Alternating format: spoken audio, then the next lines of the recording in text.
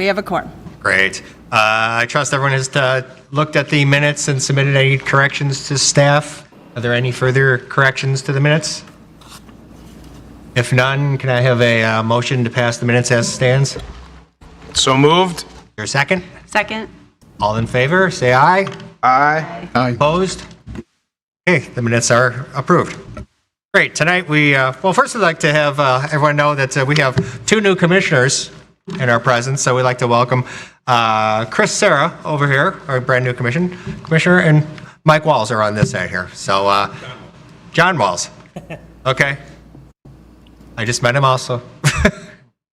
Great. Okay, so we're ready to go. Just we obviously don't have that many people today in the audience, and normally we have a 3-minute rule when people discuss these topics. Today, not many people. We're going to relax the rule a little, but if you're giving commentary, please keep it relatively brief. Please don't exceed 5 minutes if possible. So just so everyone's aware of that. And so here we go. The first case today is Plan Case 291. It's a request for a special use permit to operate a general automotive repair shop at 335 Washington Avenue, Unit A. Chairman, does the material say 292? Point of clarification. Did I say 291? Did. 291 is the first case, and the second Okay. case is 292. Great. Oh, then I am typo. wrong. My bad. Sorry. No problem. Thank you. So we're doing 291 first. We're doing 291. There we go. Okay, here we go. So staff, if we have a presentation. We do, and before we begin, just touched on now, but we are introducing a pilot program where this meeting is being recorded and it will be stored on YouTube after the fact. So just so everyone knows.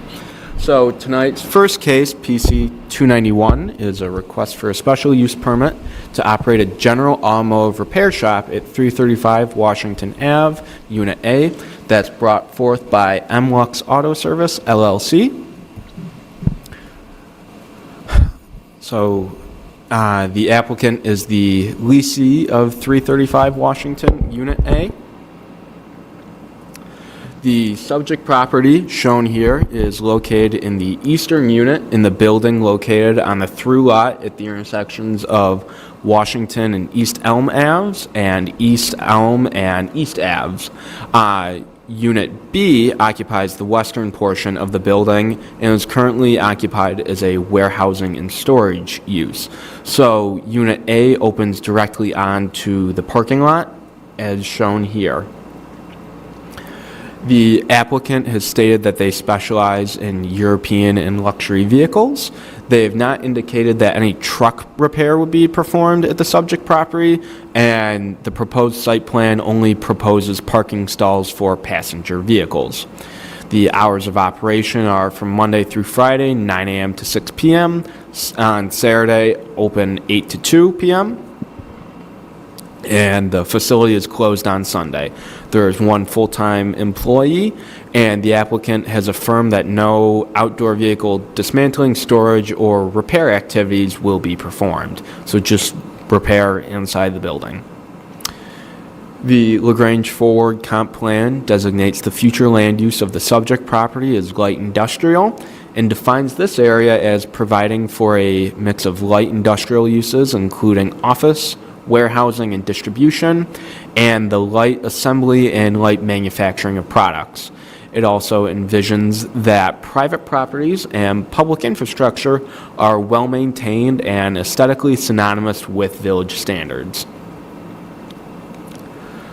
So for the code and plan purposes, Section 7-101 of the zoning code states that the purpose of the industrial district is to provide adequate space in suitable locations for high-quality, nuisance-free manufacturing, warehousing, and wholesaling uses that are compatible with the suburban residential character of the village. Other purposes include protecting and respecting the justifiable reliance of existing residents, business owners, and taxpayers on the continuation of existing established land use patterns and protecting and enhancing the taxable value of land and buildings. The proposed use would occupy an established space, and nearby uses are predominantly industrial in nature as well. So no undue adverse impact. The use is not expected to generate any excessive noise, vibration, lights, or other factors that may be disruptive to adjacent tenants or properties. And should the special use permit be granted, the applicant will have to comply with all building code requirements to maintain proper environmental controls.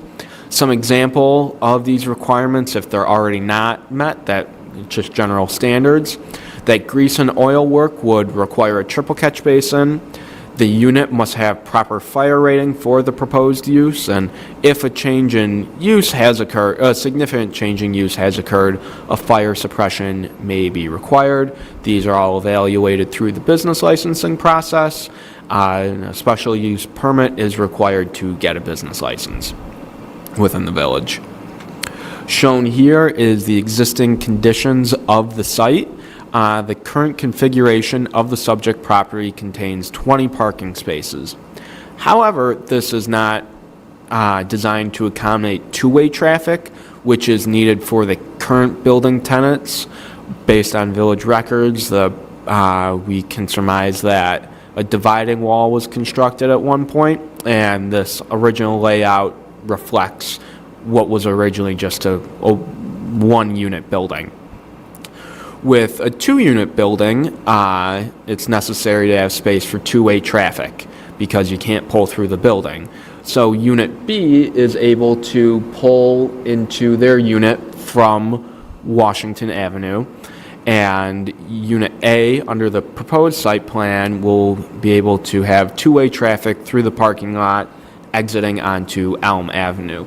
While there is space above the building and it is paved, that area is not wide enough to adhere to the circulation aisle requirements is laid out in the zoning code.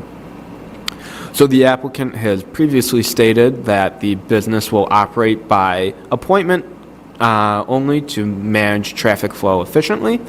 So in our research, we found that through IDOT measurement, an average of roughly 9,700 vehicles on East Avenue travel per day.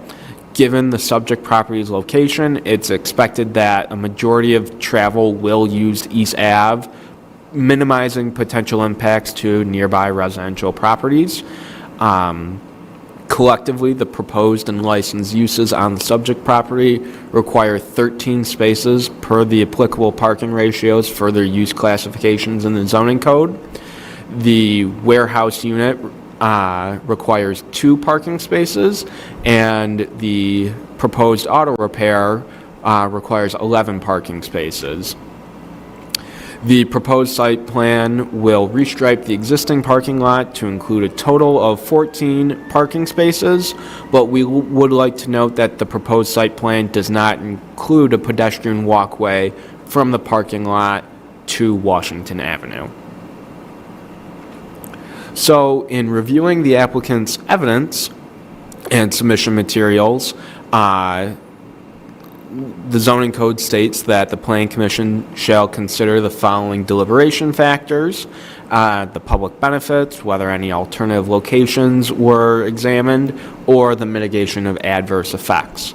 And we just wanted to call out that this proposed use would occupy an existing industrial tenant space, supporting the continued use of the subject property. So the Plan Commission, upon review of the application, should you determine that the standards for the special use permit and site plan approval have been met, staff suggests that the Plan Commission consider the following conditions. I'll just read them aloud so they're on the record. That the special use permit is transferred only to the applicant and is for the sole benefit of the applicant. It is transferable only upon village board approval. That the applicant may not store any vehicles in the exterior parking spaces on the subject property. Storage would be defined as parking any vehicle for a period of longer than 48 hours. The outdoor parking spaces may not be occupied by vehicles in any stage of repair. All repair operations must take place inside the Unit B or Unit A. All building code requirements must be met.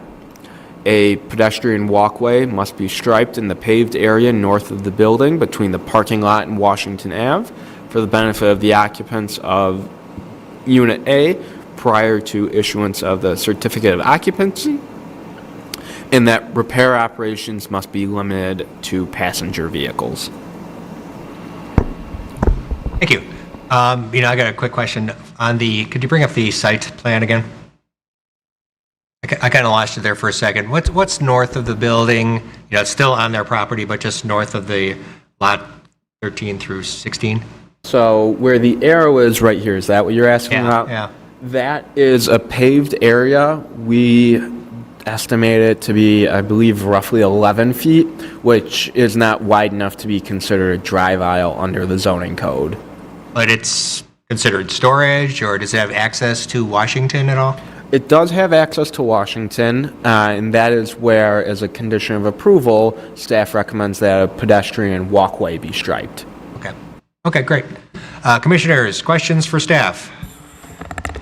I assume that was used for either storage or, even though it's not suitable for drive because it's only 11 feet, is it in a condition though where right now if they just restriped it or repainted it or did anything like that, that right now we don't think that that's going to be any type of a safety concern or issue? Meaning, is it currently in shape and condition to be used as a walkway? Considering if that's what they're going to use it for, I want to make sure that there's no need for repairs. It's, there's no potholes. Is it in a state of repair that we're comfortable it can be used for the walkway? I have not personally seen the property, but when village staff and inspection went out for the business licensing for Unit A, nothing was called out about that. On the similar question, how wide is a pedestrian walkway that they have to designate? Just has to be 36 inches. Okay, 36, so you got 8 feet left. Yeah. And park something there, or no? Nothing? No, so maybe this will help clarify. As Kevin mentioned, we believe from the past records that this site was originally just a single occupancy building. And so the access was off of Elm. You would drive through the parking lot, through the building to Washington Avenue. I don't really know what that northern portion was used for. Perhaps a vehicle was parked there or stored there at some time. We don't really know. But now with 2 tenants in the space and no access between the 2 units, and the only pedestrian access to the western unit facing Washington Avenue, there needs to be some pedestrian connectivity between the parking lot and the front door of the unit that faces Washington Avenue. So that's staff's recommendation, that a 36-inch wide pedestrian path be striped on the north side of the building so that the people who occupy that other unit have an opportunity to walk safely there. There is no public sidewalk in the right-of-way for them to walk on. And if any holes need to be filled, those would certainly be inspected at the time that work is done. I'm going kind of for the aesthetics of the lot right there. So pedestrian walkway, 8 feet of open space. Would a storage unit? Would a vehicle has to be remained empty? Do we have any rules? So it doesn't meet code requirements for a parking space. Okay. We don't allow for just outdoor storage unless a special use permit is granted specific to a particular type of business operation. So it really would just be unused open space. Okay, great. Thank you. Commissioners, extra questions for staff? This striping doesn't trigger any type of landscaping requirements or anything like that, right? Okay.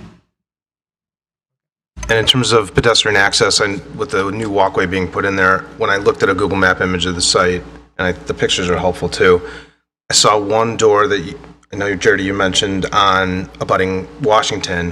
Which unit does that provide access to? That provides access to Unit B. Unit B, and then so the idea is Unit A will be accessed directly from the parking lot through the lift-up door Or is there another door, or is it just really where the cars will be pulled in and out for repair? There is a pedestrian door as well as a, overhead door. Got it. Okay, thank you. Any other questions? I have one. Given that it's not wide enough to be considered a driveway, and vehicles could potentially enter off of Washington Avenue with the pedestrian safety, is there any considerations for barriers or, and I'm not familiar with the property, but take into consideration possible blind spots given such a narrow space? So it looks like I don't have a picture of Unit B here, but from there it would be pretty hard to angle yourself in there. So we anticipate that, and we guess that the most likely path of travel would have been through the parking lot and then west from the parking lot to Washington Avenue.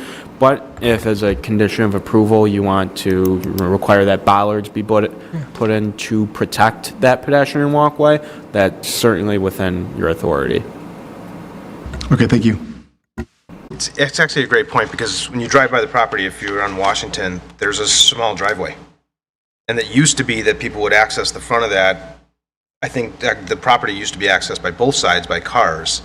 So that's a great point and a shared concern here, that if people still think that they can drive up that front driveway, they might think, oh, the door's closed. Well, now I got to go around to go the side of the building to get to the parking lot in the back.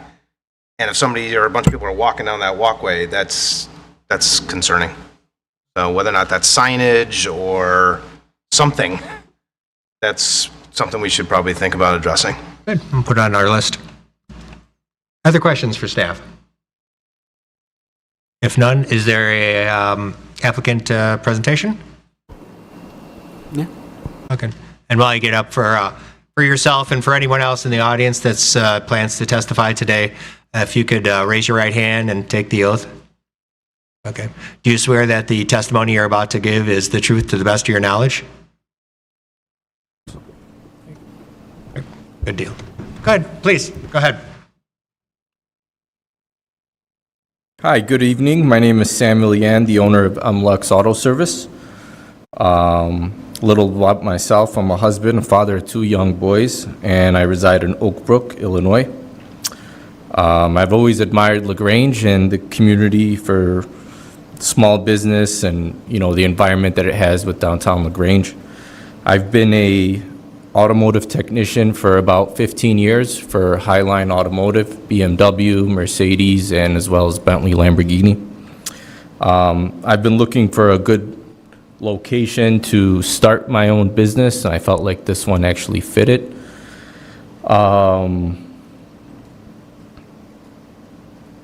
We are going to be by appointment only, and this way it won't be much of like high traffic coming in and out of the property.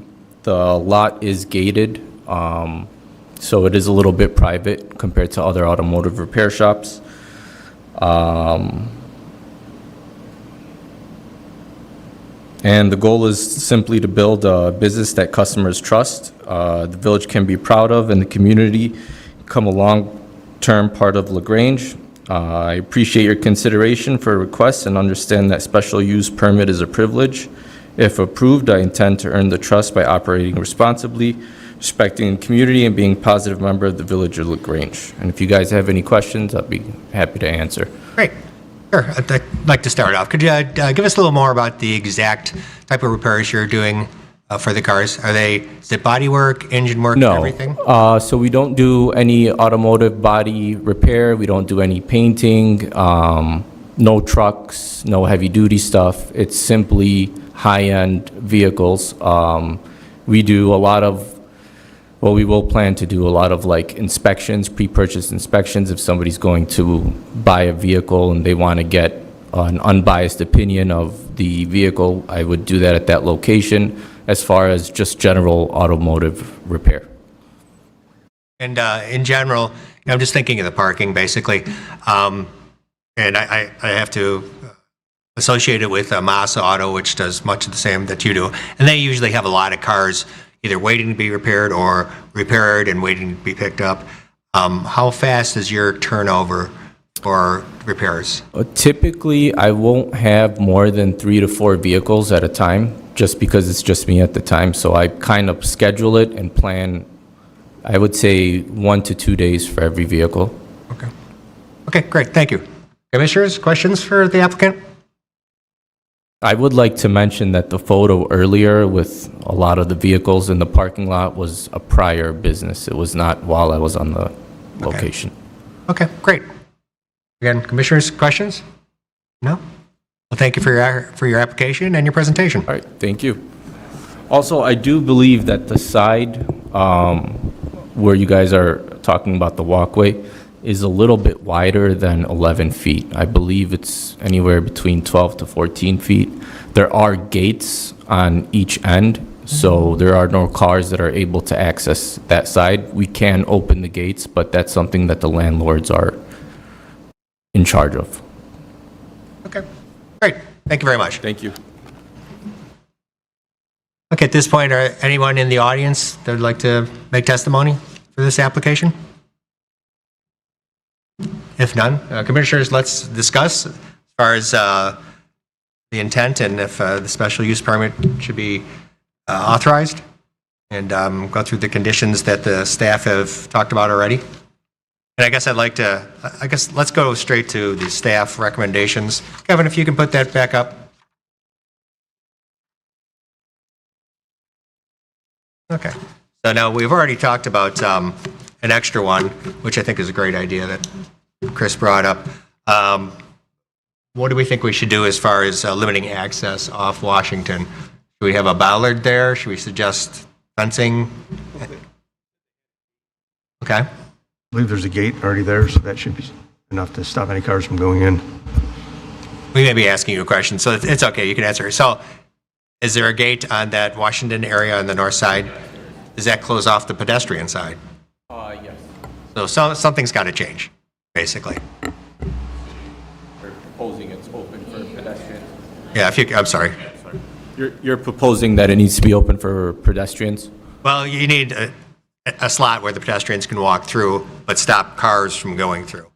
So whether that's, modifying the fencing or whatever, we're making this a condition, and I'm sure you'll address it, but just so you know what we're thinking and what we're concerned about. We just want to make sure that pedestrians are protected and cars don't go through there. That's all. So There is no sidewalk in front of the building and on the side of the building. It's just grass. okay. There is a driveway that pulls into Unit B. The owner of Unit B also owns an auto repair classic shop. It's called Classic Customs. So he only uses it, I guess, to pull in whatever he's storing, but generally I don't see him and nobody really goes to that side. If somebody would be coming onto my unit, they would go through the fence, enter through Elm. Okay. But when you see the conditions, you'll know what we're implying. All we care about is the safety of the pedestrians. Correct, yeah. Okay, great. Other considerations? There's one on here that given the type of repairs, number 2, I believe it says that we can't store any vehicles on the exterior parking when it's being repaired. It seems that these are all, they're not like body work. So having a car there, I don't think that really is annoying in any way. Could you please speak in the mic with the AC behind? I suppose you can. Okay. It's in one of your comments, I think it's number 2, says you don't want to see any repaired vehicles sitting in the parking lot. And I'm saying that since this is mostly engine work or electronic work, it's not going to be body work stuff that someone's going to see and consider it unsightly. So number 2, I don't really think is something that important, unless you can tell me why you guys think it's important. No, I think your point is well taken. The commission may want to consider revising that condition to be that bodywork is not included Okay. in the special use permit, and then that would negate the need for that condition number 3 about the vehicles parked in any stages of repair. Great. Okay.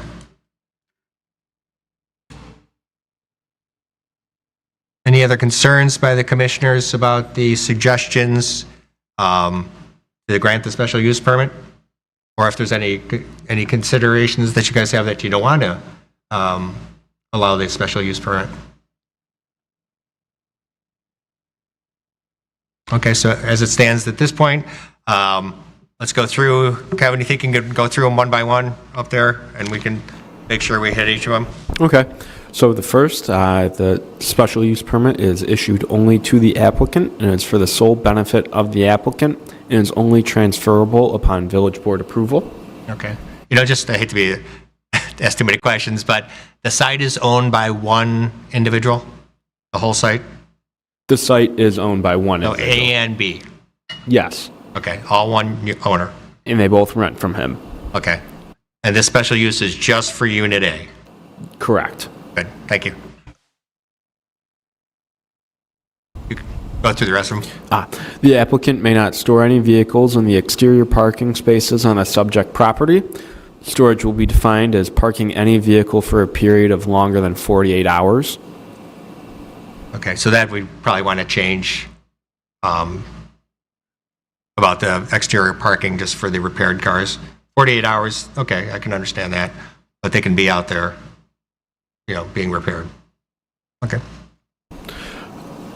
To be clear then, we're saying in the second sentence, storage will be defined as parking any vehicle for a period of of longer than 48 hours, and no storage of any vehicles that are in any state of repair shall be allowed at any time in the exterior parking lot.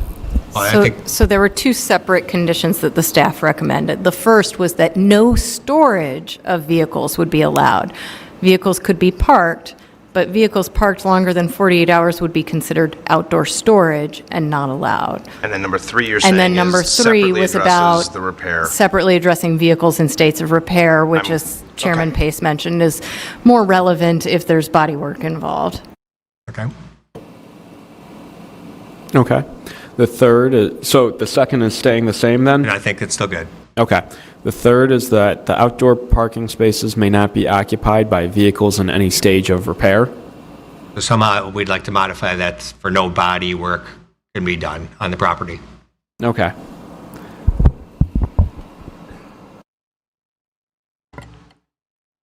You mean in the exterior? You say no body work can be done on the property. The implied exterior, yes. Okay, I just want to make sure. But Yeah, no. Okay. All repair operations must take place inside. It's good. All building code requirements must be met.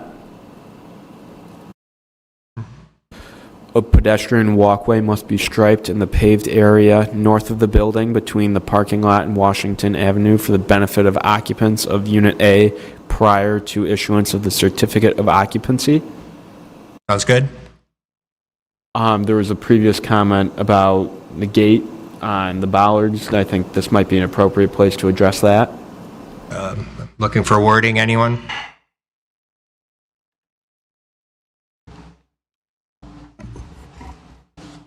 Commissioner Moser? Yeah, could we work it in there and say a pedestrian walkway must be striped and protected?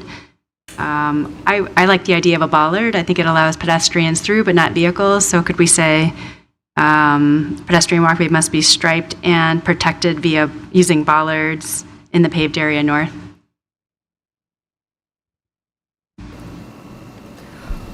Would the commissioners be comfortable with bollards or similar? Similar, maybe, yeah. So the be applicant fine. has some design flexibility.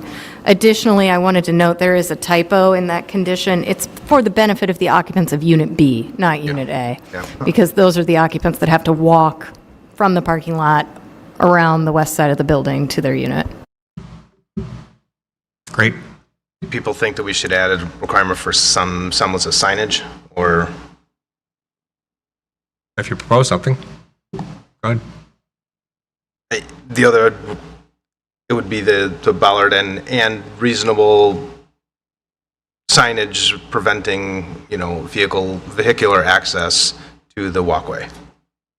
Seems reasonable. I don't think we want to make them go have to build or construct anything big here, but just something that would just basically prevent somebody, especially if now we know that Unit B is pulling some cars in that driveway. Let's just make sure people can see it, they can see the bollard, they can make sure they see the signage. Okay. Good deal. Okay. And that repair operations must be limited to passenger vehicles. Okay, sounds good. Commissioners, any clarifications required as stated? No. Is there any overt objections to awarding the special use permit? Okay, so then I'm looking for a motion to approve the special use permit, considering and adding these now 8 conditions. We still at 7? 7. Still at 7. Okay. As noted. Can I have a motion for that? So moved. Very good. Is there a second? Second.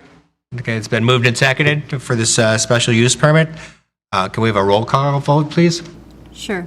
Mosier, Aye. Hoffenberg, Aye. Sierra, Aye. Walls, Aye. and Pace. Aye. Motion passed. Great. Well, thank you for your participation. Staff will write this up, and this will go to the board. On August, I believe it's 20th, 24th, and then I'll reach out with more details in the meantime. Okay. And thanks for investing in the Grange. It's great to have another player. Thank you. Okay, we'll continue on now. Feel free, if you don't want to listen to the rest of it, feel free. You can leave at any time. Sure. Thank you. Okay, the second one is Plan Commission Case 292, a text amendment relating to Article 14 of the LaGrange zoning code proposed by village staff. And Yes. So a little bit of background on PC Case 292. An application was brought forth in January proposing to amend various portions of the zoning code to provide more regulations regarding planned developments, including a pre-application neighborhood meeting. Staff believed that the proposed amendments at the time were best examined through the upcoming code rewrite. Following that January Plan Commission meeting, staff received direction from the Plan Commission and the Village Board to initiate a text amendment requiring neighborhood meetings prior to submitting a formal application for a planned development. So, Section 14101 of the zoning code lays out the general application standards or procedures for zoning applications. And the purpose of planned developments, through the flexibility of a planned development, and this is all straight from the zoning code, the village seeks to encourage flexibility in the development of land, create an appreciable, more desirable environment than would be possible through strict application of the code, promote creative architectural and site designs, promote quality, useful open space and recreational opportunities, promote environmentally sound practices, facilitate development in harmony with the comprehensive plan, and promote public health, safety, and welfare. On the screen is the proposed development. I'll read it all to have in the record. It would be an amendment adding Section J to Section 14101, or Clause J, Planned Development Neighborhood Meeting. No application for planned development will be scheduled for a public hearing prior to the applicant hosting a neighborhood meeting on the proposed planned development. The applicant must provide written notice of the time and place of the meeting to all taxpayers of record within 250 feet of the property that is the subject of the planned development application.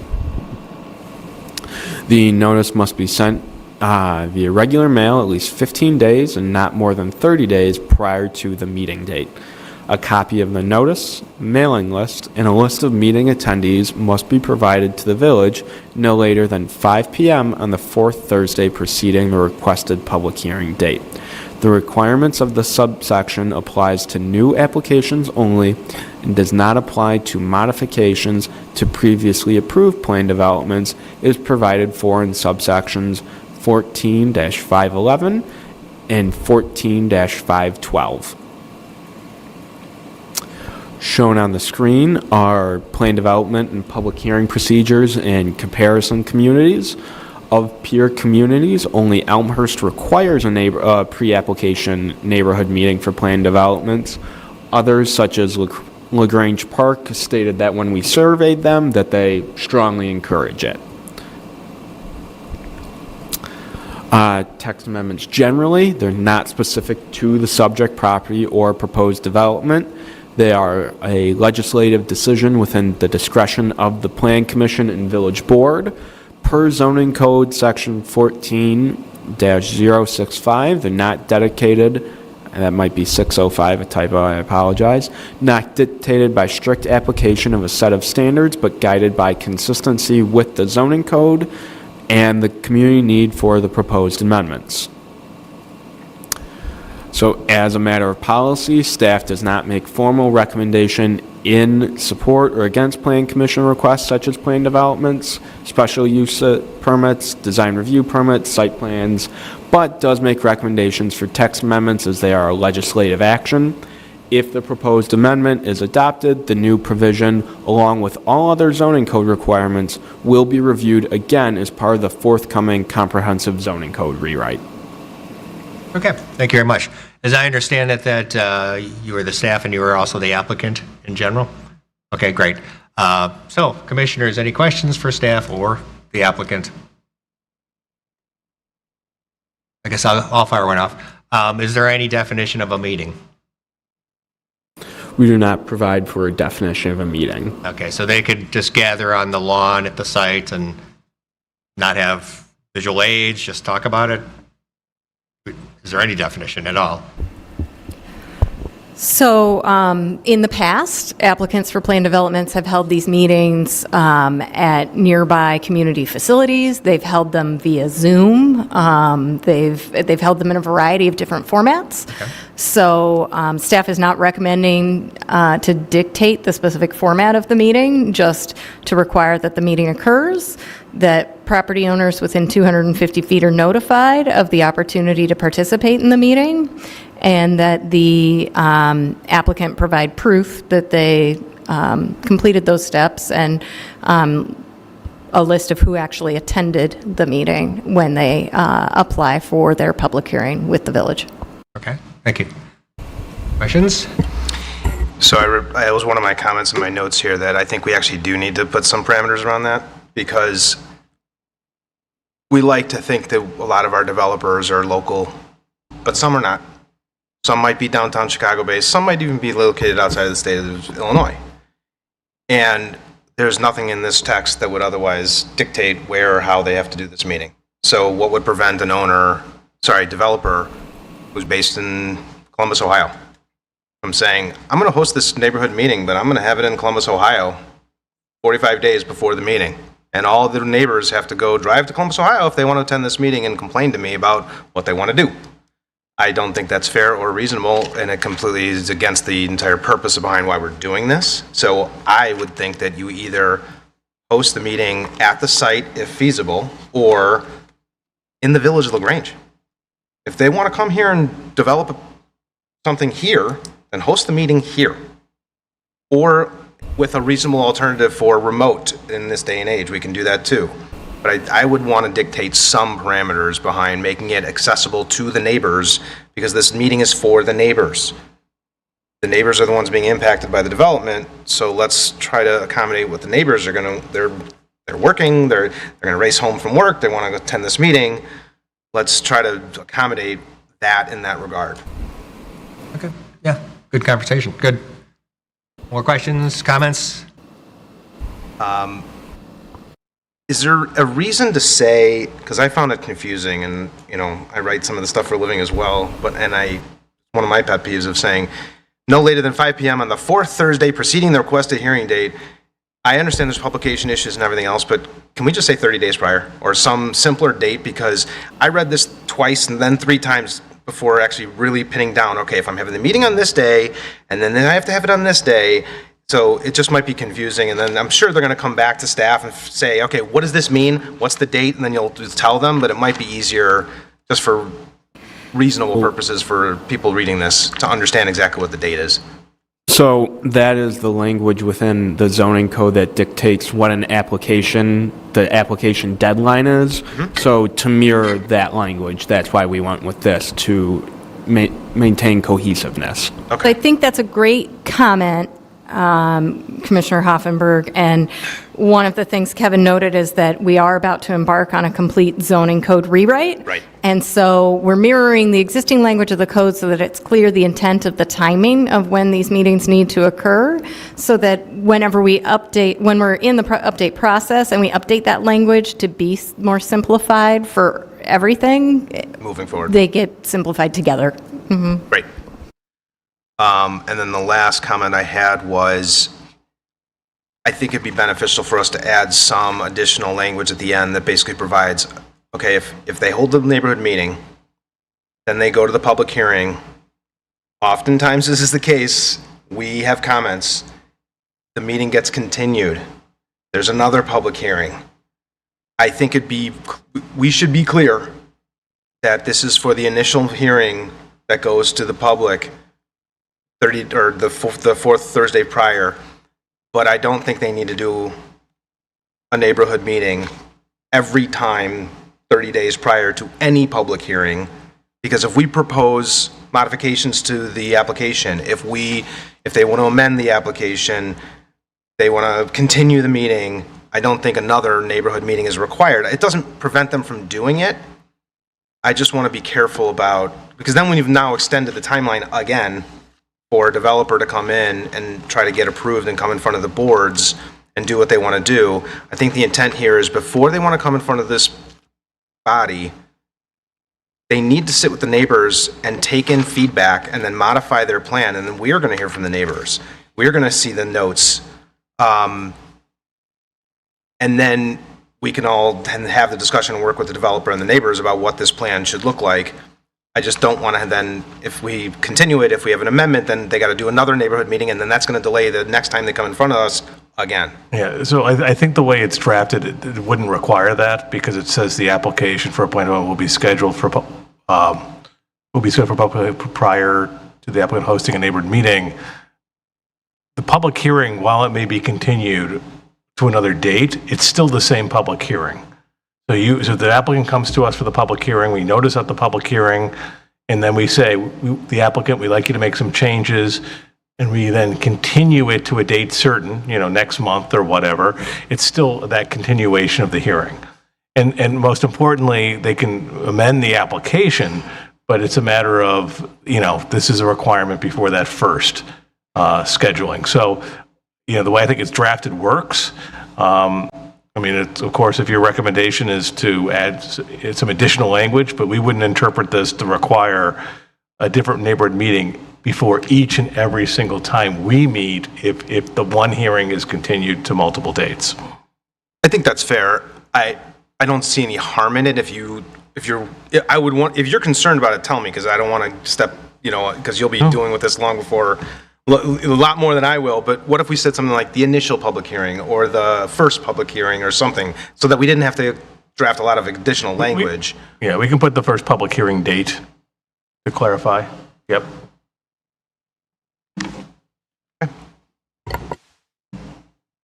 Or questions, alterations of the verbiage so far? Go ahead. Just one additional follow-up question about the meeting itself. I see that it's afterwards, the notice, a copy of the notice, the mailing list, and a list of attendees must be provided, but we're not requiring any kind of meeting minutes or Q&A. We don't want to get to that level. It's more to inform the neighbors, hey, this is coming. If you have formal comments, come to the public hearing, come to the future meetings with the village. This is just kind of almost a one-way, but then they're able to take feedback. They don't have to document it, but they're encouraged to take the feedback, make modifications to get ahead of a lot of the concerns, right? Okay. I want to make sure that I understand that.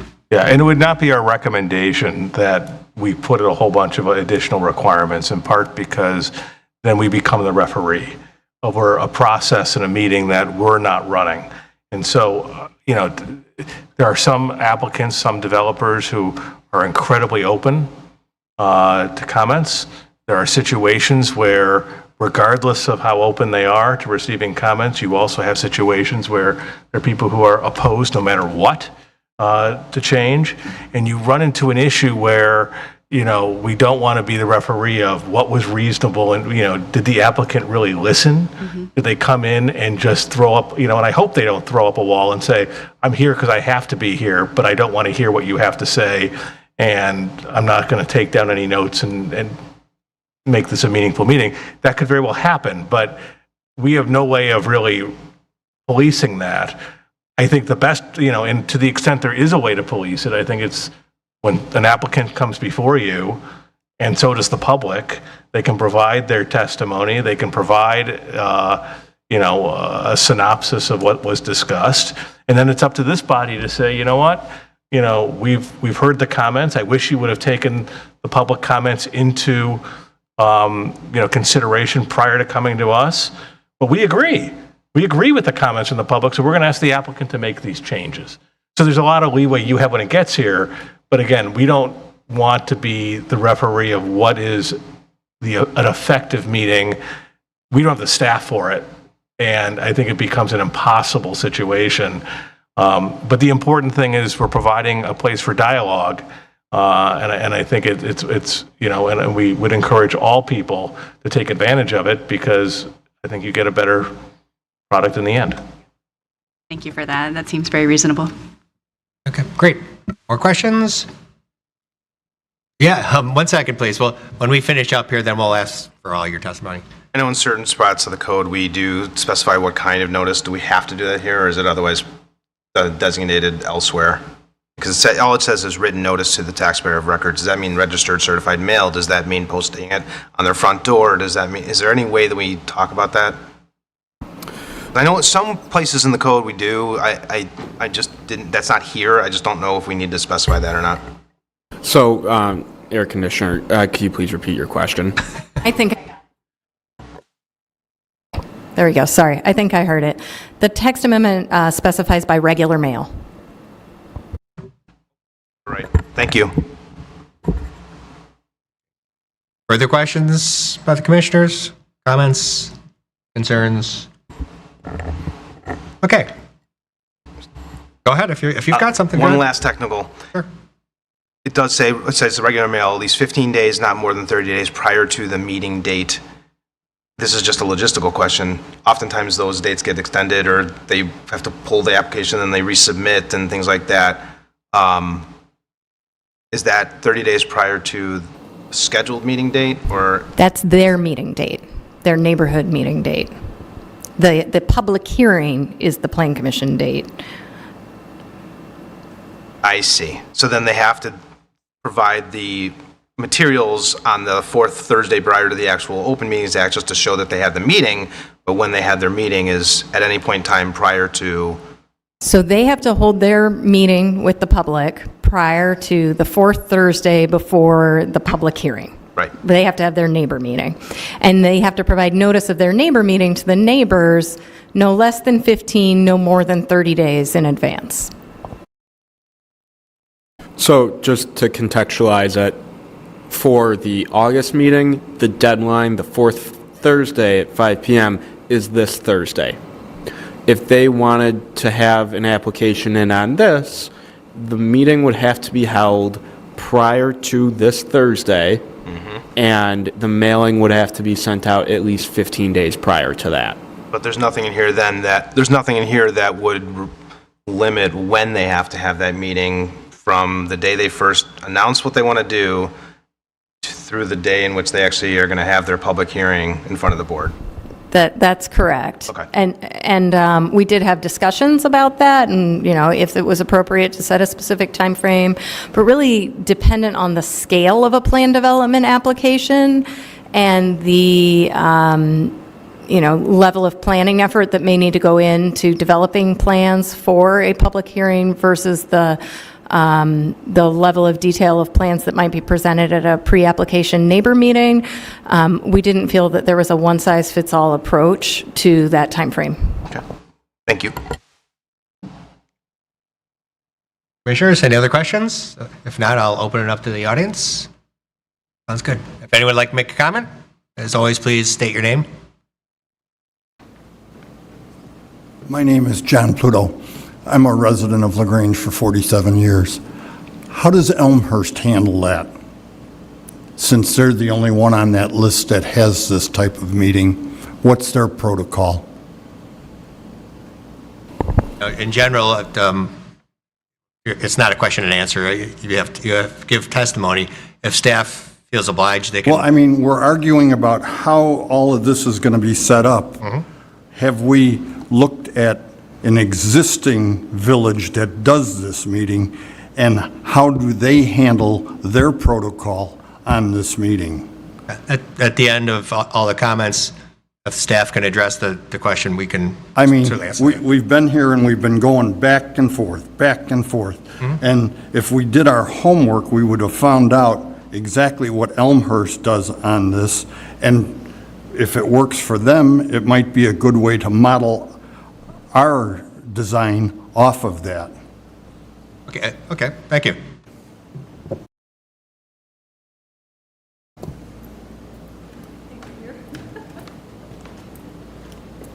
Hi, I'm Anna Whiteway. I'm a 45-year resident of LaGrange. I wonder if these developers have some kind of an outline of what's to be included in this neighborhood meeting. You know, do they simply say, okay, everybody, we're going to put up a new house in this little spot right here? Or do they need to tell us about outages and about equipment use and about water problems? Do they need to tell us about how big the buildings are going to be? Is there any kind of an outline that we would be able to actually have a comment about something? I'm not opposed to new development, but we have had a developer in our neighborhood put up a house, and he brought in a power shovel that destroyed yards, that destroyed the street, that did other things. I wonder if there's some kind of an outline for these developers, and maybe even include the exemptions that they've been given, you know, according to the codes. That's just something that, so that in the letter, these things will be addressed. You know, we come as residents of people in the neighborhood hoping that we're going to get a really nice house and new neighbors, and what we get is a disaster sometimes without being warned. And so I wonder if that would be included in this letter, things that would be addressed by the developer. I think that might be an important thing to put in that letter. Okay, thank you.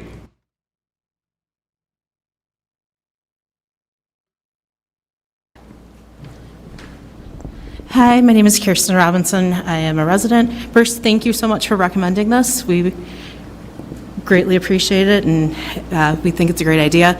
My one suggestion is to maybe have the developer submit some sort of plan that was presented, just to kind of have that baseline of what the residents are aware of, so that if anything changes drastically, or just to know, did they talk about the things that Anna spoke about? At least the village can be aware of what was presented, what was said, so it's not, you know, we didn't know, they didn't show us a visual, they didn't show us this. You don't need to ask for anything more, but just something, you know, that baseline of this is what was presented to the residents, and you can kind of go from there if they submit something different going forward. And thank you. Okay, thank you.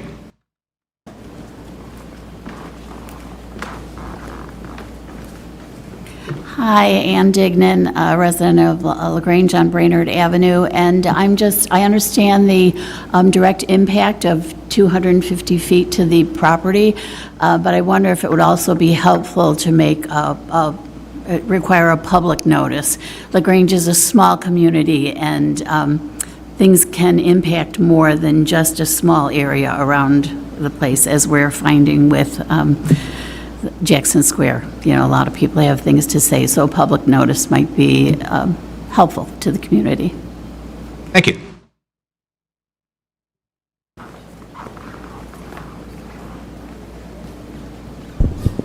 I'm Jonathan Robinson. I'm a resident. Thank you for taking up this matter. Thank you for making it something. Thank you for carrying behind that desk. Basically, it's rare for a developer not to care about the community. It should have been one of the biggest red flags in the world when the 112 developer came up here and there were people in this room commenting that they hadn't talked to that developer, that developer hadn't had communications with them. That should have been one of the biggest red flags that you've ever seen. It's not normal for a developer to come into a town and not care. Typically, a developer is the exact opposite, particularly to the neighbors around them. As a structural engineer, I regularly go into the city of Chicago where we have buildings right next to buildings. And when people are doing demo, when people are doing projects, a number of times I come out as a structural engineer to do a pre-assessment of the situation so we know what it was before construction site starts. Every single one of those people I talk to, the developers talk to them. The developer has come to them and explained what's going on. The developer has explained how they're going to protect their property when they go to demo, how they're going to cover their windows, what they're going to do. It's extremely rare for a developer not to care about the neighborhood, and it should be the biggest red flag in the world to the Plan Commission and to the staff when anybody comes to that hearing and suggests that that developer hasn't cared, hasn't talked, hasn't discussed. We live here, we care. The direct neighbors are the most affected. It should be very simple for him to have a conversation, for whoever that developer is to have a conversation. There's no need not to.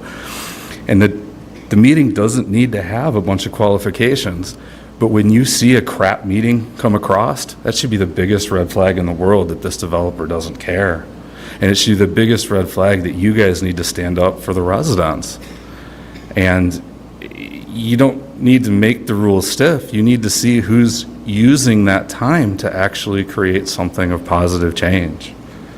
It's still to this day, 9 months later, the 112 East Burlington building owner and developer hasn't had a conversation with me.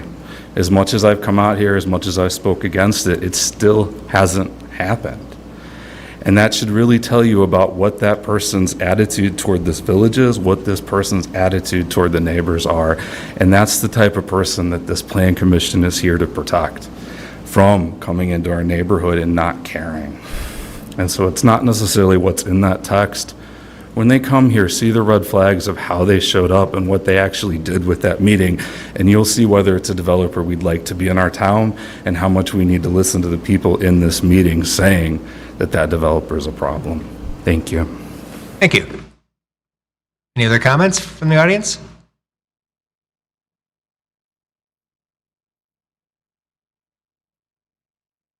I'm still Anna. I think your 250 feet is too little. In my neighborhood, we have a preschool that's, maybe 500 feet down the block, and their traffic pattern would be very impacted by a big development of a house. And so I think you need to expand that to a little bit farther than 250 feet. That's only like the house next door and maybe the ones across the street. And I live on a corner, and the house built was on the corner, and so it impacted all of the school bus transportation. And so I think perhaps your 250 feet isn't enough, just to impact the real conversation about what impact and what nuisance they would be with a house development. I just think you ought to consider that. Thank you. Okay. Commissioners, any final questions, discussion points? As I see it right now, the way the text amendment is written, perhaps we need to beef up where the meeting, or if the meeting should be remote. I'm looking for any spruced up wording that may help ease our concern about where the meetings would be held. To me, the easiest thing to do would be to say that the meeting shall be held within the village of Grange, and a remote option available for anybody that's unable to attend. Okay. Is that reasonable, staff? So we did have some conversation about this back in January with the Plan Commission, and I think some of the concerns at the time with requiring a specific location was, one, there might be a legitimate need or even a desire to do all remote and not in person, or all in person and not remote, rather than requiring both, which, as people who organize public engagement opportunities, it can be challenging to try and host a meeting that works for both audiences at the same time. And then the concern about requiring within the village limits was just that there might be applications that take place near the village boundary, where there might be a facility nearby in a neighboring municipality that would serve the need just as well and still meet the objective of having it be easily reachable by our residents. For example, say if it was on the north end of LaGrange and someone was able to use Plymouth Place, which is in LaGrange Park, but has a community room that they make available. And for the remote option, I want to call that, that might make taking attendance difficult because you can put your name on Zoom as whatever you want it to be. I could say I'm Ben Schuster, Charity Jones, or Tim O'Brien, so that might present some technical difficulties. We don't want to have a hearing where someone comes and said, oh, I didn't speak, but then the attendant says they did speak because someone put their name down. Obviously trickier than we thought. Okay. I would also add with virtual meetings, also technical issues. If somebody has trouble logging in, and then it becomes an argument that, well, I tried to attend, but I couldn't log in, therefore the meeting was invalid. So, raise all the, I think all these issues should be considered about the, again, I think part of it is the village also doesn't want to referee. If the meeting occurs, but doesn't want to sit there and try to weigh in on the validity of each and every meeting, because that will become a battleground, which I think it's an impossible situation for us to be in. So should we have verbiage as to do our best efforts to have the meeting within LaGrange and remote? I can see someone's thinking over there. Go ahead.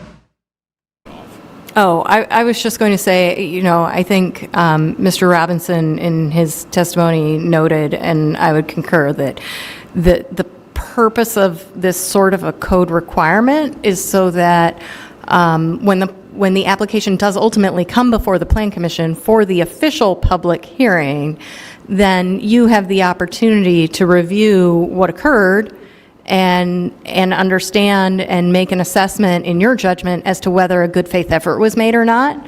And that can inform your decision-making process in whether additional outreach might be needed, or other considerations that maybe weren't made prior to the public hearing that should be made and warrant a continuation, for example. Are you implying that if they come to the meeting and several people come and say, hey, we didn't know anything about this?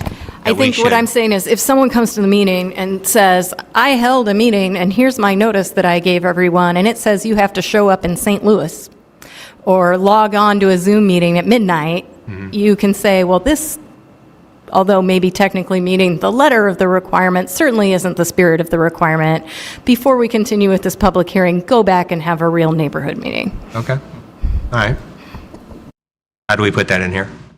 That's your discretion as a commission. Okay. I mean, I'm sold on that. Or I take the point on the remote and the virtual, but I don't on the physical. I'm sorry, I don't. This company wants to come and develop something in LaGrange. And guess what? Come here and hold a meeting. I'm sorry. That's where I think I don't have any sympathy for developers and say, well, I'm really sorry, I couldn't find a place in LaGrange, or it just couldn't work for me because I had to fly in, or it's better for me to be in Oak Park than it is to be in LaGrange. Well, then don't develop in LaGrange. I'm sorry, I don't really think that's where it's going to lead, because I actually think most developers who want to be here will make the time and the effort to come here and host the meeting. So I don't have any problem, and please overrule me if you guys think I'm wrong, but I don't have any problem requiring that somebody holds the meeting in LaGrange, or to your point, Charity, if a best efforts, and if a place is unavailable or they cannot find a place in LaGrange to host the meeting, then a neighboring village. Okay, then yes, if it needs to be Brookfield or LaGrange Park, okay, but I would rather we put something in here that does require the location. I'm less concerned about the virtual option, because the point here is to host the neighborhood meeting. If not everybody can attend, we can't accommodate every single person's schedule, every single neighbor. And then there's going to be other opportunities for neighbors to come in front of this board and come and voice their opinions in other ways. But I do want to require that the developer holds this meeting in the timeline we've talked about, in the village, if that's, best efforts to hold it in the village at a place that's reasonable, accommodating to a meeting of this type. And I personally think that that's what we should require. I guess I'd have to pile on to that, as long as you put in the best efforts language. I'm fine with that. I'm good with that. Commissioner? I would make a counterpoint to that, though.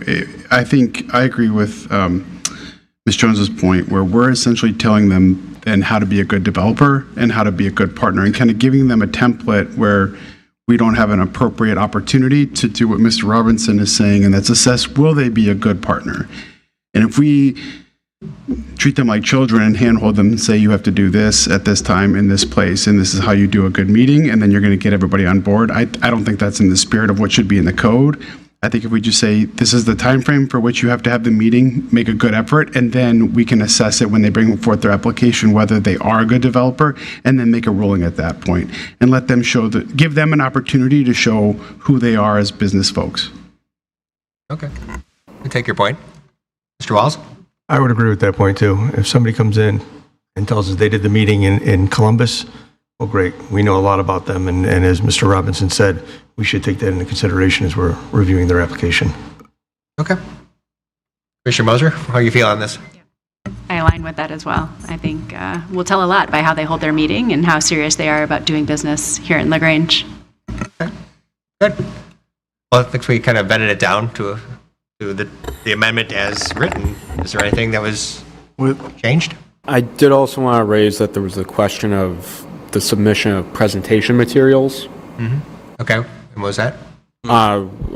Someone had asked about that, just raising it as a topic of discussion, about amending it to include the presentation materials. Well, what do you guys think? I'm kind of the ilk that then we have to dictate what kind of presentation materials are adequate. I don't know.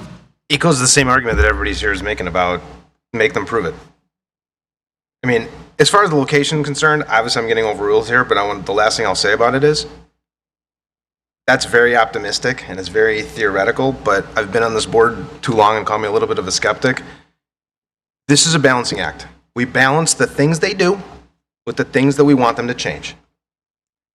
And if a developer otherwise puts forth a plan that's the board wants to push forward, but they make it hard for the neighbors, I just don't see the board saying, well, you know what, we kind of like the plan, but you held the meeting in 45 minutes away and made it very hard for every neighbor to show up, but that's not going to matter.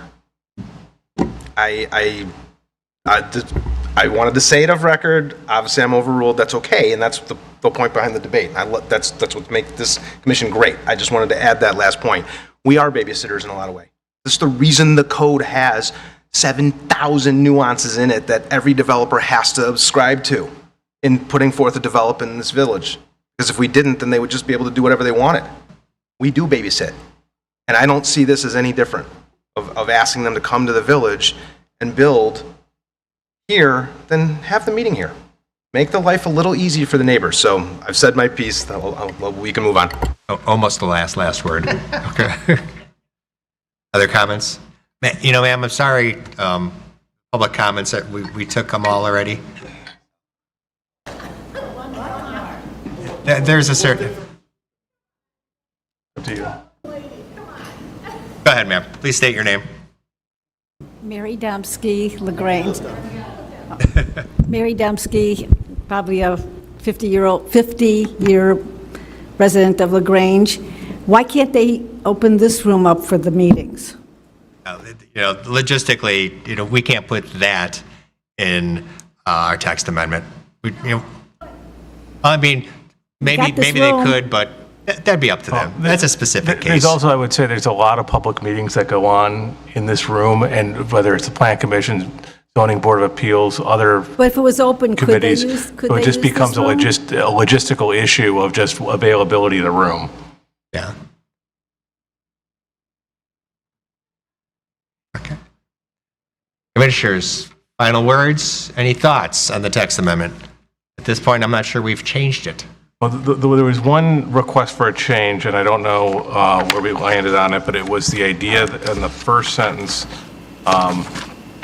indicating that no application for plan development will be scheduled for an initial public hearing date. The idea that to clarify that it's that first public hearing date and not subsequent dates if it gets continued and so forth. Commissioner Hoffenberg brought that up. Are you good with that? I am. Okay. Staff, did you got it? Okay. If there's no more other changes? And here's the thing, we've talked about this a lot. I think we all agree this is a really good idea. I know Elmhurst is the only one, and this is what we talked about at the last meetings. I think we like this idea as we evolve. I have no problem. I actually like the fact we're going to be a loss leader here, that all the other villages are no, we're a yes. Okay, great. And the idea is, if this doesn't work, we can always tweak it and modify it. And as this comes forward, and we have 3 developments come forward in the next 6 months, and all the developers are doing this thing wrong, then we change it. We're not going to get this perfect. We almost never get them all perfect. So that's the whole point behind why we do what we do. Come on. Can I ask a question addressing the 250 feet? Is there any sort of language that we can put in there? Like if there's a very large development, I would concur that 250 feet is very marginal. Could we just maybe even say at least 250 feet? I think it has to do with the zoning code. Go ahead, Kevin. So 250 feet comes from the state requirement for public notice. So to mirror the requirements we have for our current mailing notices and state requirements, we went with that. That being said, nothing is stopping anyone from mailing greater than that. This is a minimum. Can I ask just a logistical follow-up? So let's say a developer is planning a large development and they wanted to send out this notice. Would they reach out to City Hall or Village Hall to ask for the list of those taxpayers? No, so it generally the list often comes from a title company or looking at the taxpayers' record for each property. The 250 feet is the most common measure in Illinois. Part of it is what's set forth in the Illinois Municipal Code for various notices. Part of it is that it's a measure that the title companies that are very familiar with. So if you call up a title company and say, hey, can you help prepare the list of taxpayers, a record of everybody who lives within 250 feet, they know the measure. It's fairly easy to do. The other reason, and there are communities that do a different metric. There are some communities, particularly home rule, there are some who don't do any mailings, that it's just newspaper publication and no mailings at all.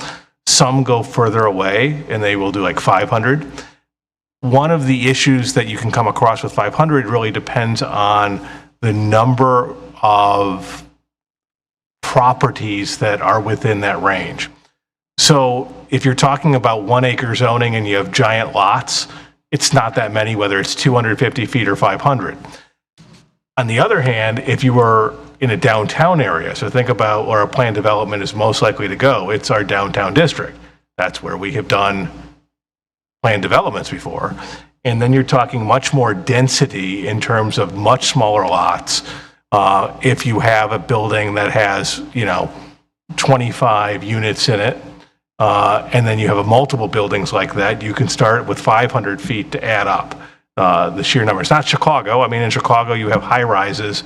And if you did a mailing that was 500 feet, it could cost you $8,000 just to send the mailing because there's so many units. We have experienced that before.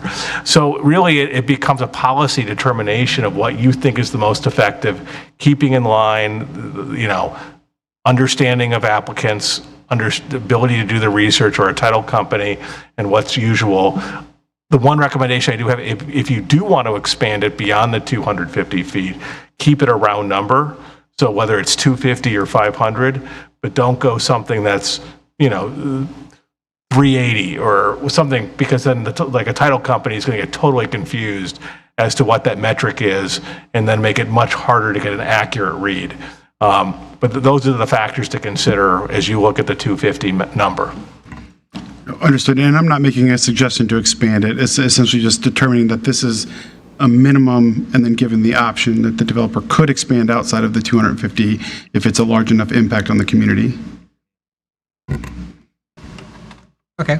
So you've all read the text amendment now. So let me get this clear. And Kevin, if you've got it, the only thing we're thinking of changing is putting the word of scheduled for the first public hearing. Is that what I think initial? It would be revising a public hearing to an initial public hearing date. Okay. Everyone understand that? Given that, anyone might make a motion to accept the text amendment as adjusted? So moved. There a second? Second. It's been moved and second. Can I have a roll call vote, please? Sure. Hoffenberg. Aye. Mosier. Aye. Sierra. Aye. Walls. Aye. And Pace. Aye. Motion passed. Great. Motion passes. Good job, applicant and staff. Very well you. done. Okay, so now that we finished that business, is there any other general discussions that we should know?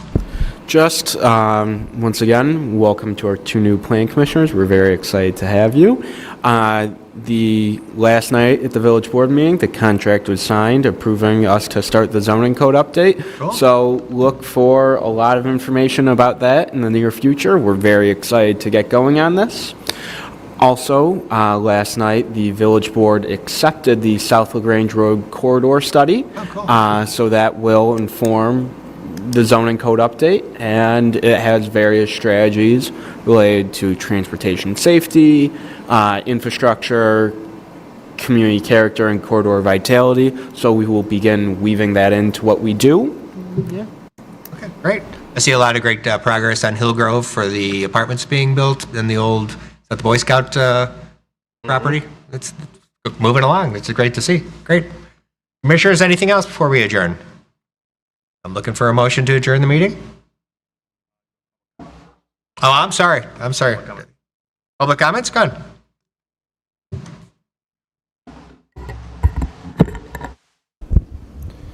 ahead. Jonathan Robinson, still a resident. Basically, again, thank you. Thank you for your kind consideration. Thank you for your understanding. As this commission and as this village moves toward a more dense world, we need to make sure that we are putting our safeguards in place to exhibit what we have and do what we have. I believe Elmhurst is the only entity on that list that's a city and not a village. And if we're going to act or aim to be more like Elmhurst or more like Oak Park, we need to consider the same safeguards, the same situations, the same staffing, the same money, the same things we need to put into that. And so as we decide to, a lot of the commissioners here and a lot of the other plan commissioners and other commissioners are very much behind development. As we do it, make sure there's a balance of what we need to do and make sure that we are staffing and we are moving forward and we are putting the same safeguards that other larger, more dense places are putting in to make it fair, make it reasonable, and make it balanced. Thank you. Thank you. Any other public comments?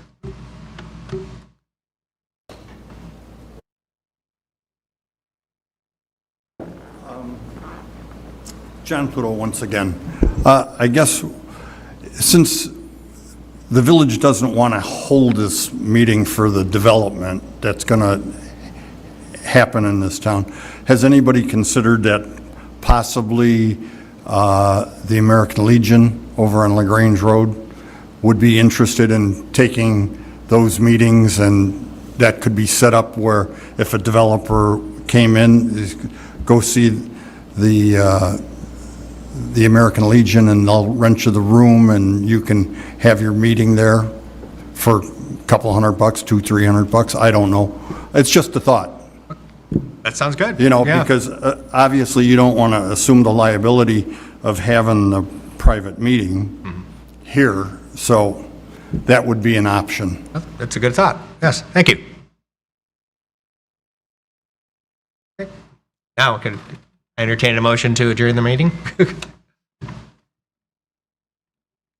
So moved. And is there a second? Second. Okay, it's moved second. All in favor of adjourning the meeting, say aye. Aye. Opposed? The meeting is adjourned. Thank you very much.